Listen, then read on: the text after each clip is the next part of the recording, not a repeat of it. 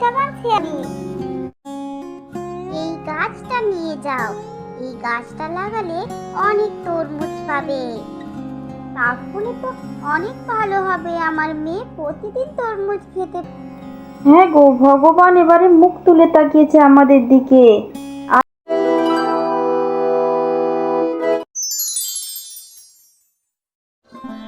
সানপুর নামে একটি গ্রামে জমিদার ছিল বাঘ। তাদের ছিল একমাত্র ছেলে। গ্রামের জমিদার বাঘ ও বাঘিনী ছিল অনেক লোভী। একই গ্রামে থাকতো শেয়াল ও তার বউ মৌসুমী, তাদের মেয়ে টুম্পা। শেয়াল ছিল পেশায় কাঠুরে, সে জঙ্গলে কাঠ কেটে সংসার চালাতো। একদিন টুম্পা স্কুল থেকে বাড়ি ফিরছিল এবং জমিদার বাড়ির সামনে দিয়ে হেঁটে হেঁটে বাড়ি ফিরছিল। তখন জমিদার বাড়ির বাগানে দেখতে পায় জমিদারের ছেলে বান্টি দাঁড়িয়ে দাঁড়িয়ে তরমুজ খাচ্ছে।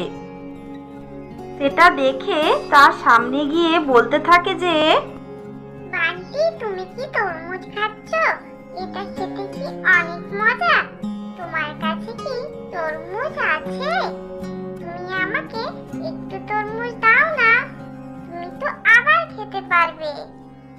আমি তো কোনোদিনও তরমুজ খাইনি, আমার ভীষণ খেতে ইচ্ছে করছে, একটু দাও না। তরমুজ খেতে ইচ্ছে করছে বললেই হলো? আমাদের বাড়িতে অনেক তরমুজ আছে, কিন্তু আমি তোকে তরমুজ দিব না। কেন দিব তোকে তরমুজ? তোর বাবাকে বল কিনে আনতে। চলে আসে, এসে বলতে থাকে যে, বান্টি, তোকে আমি কখন থেকে ডাকছি, বাড়িতে তোকে কোথাও খুঁজে পাচ্ছি না।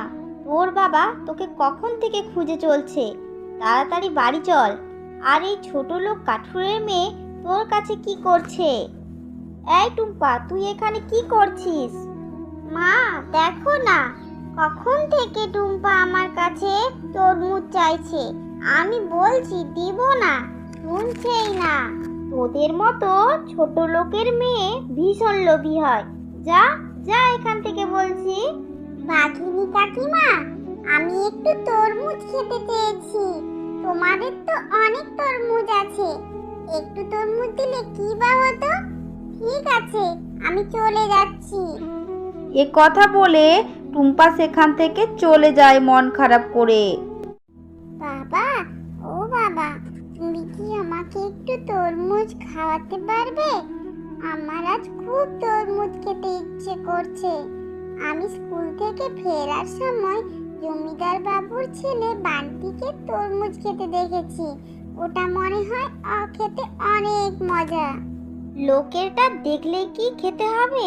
অত টাকা কোথায় পাবো? তুই কেন তরমুজ খাওয়ার বাহানা করছিস? তোর বাবা যেটা রোজগার করে সেটা দিয়ে সংসার চালাতেই হিমশিম খেয়ে যায়, তার উপর তোর আবার লেখাপড়া। তরমুজ খেতে হবে না, চুপ কর তো। আরে মৌসুমী, তুমি আমাদের মেয়েকে এমন ভাবে বলছো কেন? তোর তরমুজ খেতে ইচ্ছে করছে, আমি তোকে তরমুজ কিনে দেব মা। আমার তো তেমন একটা রোজগারের অবস্থা ভালো নয়, কিন্তু আমি টাকা জমিয়ে অবশ্যই তরমুজ কিনে দেব তোকে। ঠিক আছে বাবা, আমি আর কোনোদিনও তরমুজ খেতে চাইবো না। যখন টাকা জমিয়ে তরমুজ খাওয়াতে পারবে তখনই খাবো। মা টুম্পা, আমি জল আনতে গেলাম বড় পুকুর থেকে, সাবধানে থাকবি, কোথাও যাবি না কিন্তু। এ কথা বলে মৌসুমী জল আনতে চলে যায়। আরে, এই বুড়িমা এখানে কি করছে? এনাকে তো আগে কখনো দেখিনি। আরে, এখানে এই সোনার গয়নাটা পড়ে আছে। আরে ও বুড়িমা, বুড়িমা, এই গয়নাটা কি আপনার? এখানে পড়ে থাকতে দেখলাম, এটা কি আপনার? আর আপনি কি করছেন এখানে? আগে তো কখনো আপনাকে দেখিনি। এদিকে দেখুন না একটু। তুমি একজন সৎ ও নিষ্ঠাবান শেয়ালিনী। আমি এই গয়নাটা নিজে ফেলে রেখে দেখছিলাম তুমি কতটা লোভী, কিন্তু তুমি খুব ভালো মানুষ। তুমি কি চাও আমার থেকে, বলো? আমার তোমার কাছে কিছু চাওয়ার নেই পরি। আমরা এমন হতভাগ্য মা বাবা হয়েছি যে নিজের মেয়ে কিছু খেতে চাইলেও দিতে পারি না। আমার মেয়ের খুব ইচ্ছে তরমুজ খাবে, আমাকে একটা তরমুজ দাও যাতে ওকে খাওয়াতে পারি। এই গাছটা নিয়ে যাও, এই গাছটা লাগালে অনেক তরমুজ পাবে, তাহলে তো অনেক ভালো হবে, আমার মেয়ে প্রতিদিন তরমুজ খেতে পারবে। এরপর মৌসুমী পরীর দেওয়া চারা গাছটি বাড়ির উঠোনে লাগাতে থাকে। কি হলো মৌসুমী, এটা কিসের চারা গাছ? এটা এখানে লাগাচ্ছ কেন? চারা গাছটা দিয়ে কি বা লাভ হবে আমাদের? হ্যাঁ গো, পুকুরে জল আনতে গিয়েছিলাম, সেখানে দেখি একটা সোনার গয়না পড়ে আছে। ওখানে বুড়িমাকে গয়নাটা দিতে সে বুড়িমাটা পরি হয়ে যায়, আর এই চারা গাছটা দেয় আমাকে, আর এতে অনেক তরমুজ হবে বলেছে। তাহলে তো খুব ভালো হয় মা, আমি অনেক তরমুজ খেতে পারবো। কখন হবে বলো না মা, বলো না। পরের দিন সকালবেলা ঘুম থেকে উঠে দেখে সেই চারা গাছটি অনেক বড় হয়ে গেছে, আর সেখানে অনেক তরমুজ হয়েছে। দেখো না বাবা মা, সেই ছোট্ট চারা গাছটা অনেক বড় হয়ে গেছে, আর কত তরমুজ হয়েছে এখানে। হ্যাঁ গো, ভগবান এবারে মুখ তুলে তাকিয়েছে আমাদের দিকে। আর এই তরমুজ বিক্রি করে তুমি রোজগার করে আনবে প্রতিদিন, আর তোমাকে কষ্ট করে কাঠ কাটতে যেতে হবে না জঙ্গলে। এভাবে কাঠুরিয়া শিয়াল তরমুজ বিক্রি করতে থাকে, আর গ্রামের লোক জিজ্ঞাসা করতে থাকে, হ্যাঁ গো দাদা, এত তরমুজ কোথায় পেলে?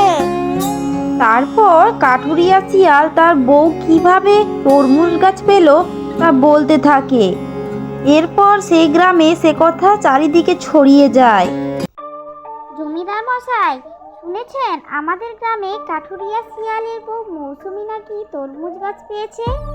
সেই মৌসুমী শিয়ালিনীকে ডাকো, কিভাবে ওই জাদুর তরমুজ গাছ পেয়েছে তা জেনে তুমি নিজেই যাবে সেই পরীর কাছে। আপনাকে জমিদার মশাই এক্ষুনি যেতে বলেছেন, জরুরি তলব দিয়েছেন, আমার সাথেই চলুন। মৌসুমীকে যখন জমিদার জিজ্ঞাসা করে, তখন তার সাথে ঘটে যাওয়া ঘটনা বলতে থাকে। আমি যখন পুকুর ঘাটে জল আনতে যাই, তখন সোনার গয়না পড়ে থাকে, আর বুড়িমাকে গয়নাটা দিলে সে পরি হয়ে যায়, আর সে তরমুজ গাছ দেয়, সেই তরমুজ গাছ থেকে অনেক তরমুজ হয়। মৌসুমীর কথা শুনে বাঘিনী সেই পুকুর ঘাটে চলে যায়, আর সেখানে গয়না দেখতে পায়, আর বুড়িমাও সেখানে আছে। মৌসুমী তো বলেছিল এখানে একটা গয়না থাকবে, কিন্তু অনেকগুলো গয়না আছে। সব গয়নাগুলো আমি কলসির মধ্যে রেখে দিই, আর একটা গয়না দেব। বুড়িমা, ও বুড়িমা, আপনার গয়নাটা এখানে পড়ে আছে, এটা আপনার, এটা নিয়ে যান না। তারপর আমাকে জাদুর তরমুজ গাছটা দিন। আগিনি, তুমি অনেক লোভী, এখানে আমি একটা গয়না রাখিনি, অনেক গয়না রেখেছিলাম, তুমি সব গয়না আত্মসাৎ করেছো, তাই তোমাকে আমি অভিশাপ দিচ্ছি। আজ থেকে তুমি গরিব হয়ে গেছো, আর তোমার সেই রানীর ছাল থাকবে না। তোমার ছেলে ও তোমার বড় গরিব হয়ে গেছে, আর জমিদার নেই। পরি, আমাকে ক্ষমা করে দাও, আমি রবি করে ফেলেছি, আমাকে ক্ষমা করে দাও পরি।